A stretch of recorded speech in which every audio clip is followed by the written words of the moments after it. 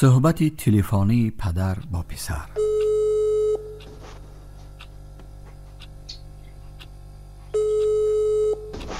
دلم دیدن تو را می‌خواهد. در کجا هستی؟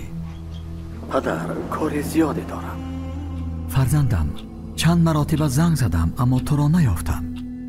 پدر، مجلس داشتم. فرزندم، امشب تو را در خوراک شام انتظار می‌شوم. پدر ببخشید، قبلا با رفیق‌هایم یک برنامه در رخشه گرفتیم. فرزندم، گفتم که یک آوازت را شنوم. پدر، تلفن را باید خاموش کنم، بدتر زنگ میزنم. فرزندم، کی به نزدم می آیی؟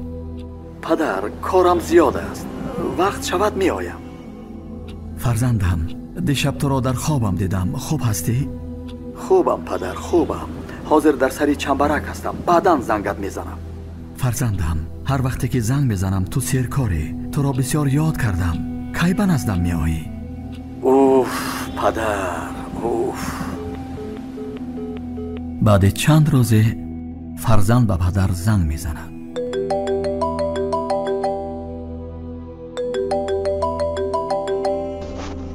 تلفن را همسایه میبردارد. فرزند، با پدرم بگویید که کارم بسیار است و آمدن نمیتوانم. پدرتان دیشب وفات کرد. آخرین سخنش همین بود. حاضر فرزندم در مجلس هست و کارش زیاد است. او را ناراحت نکنید و مرا شما به خاک سپارید. پدر ببخشید، قبلا با رفیق‌هایم یک برنامه در رخشه گرفتیم. پدر، کارم زیاد است، وقت شود می آید. اوف پدر، اوف.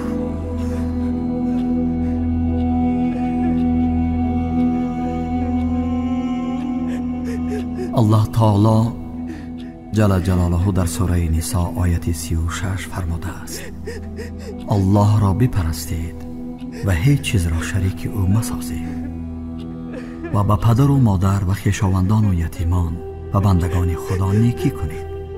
البته الله متکبران و فخر فروشان را دوست ندارد.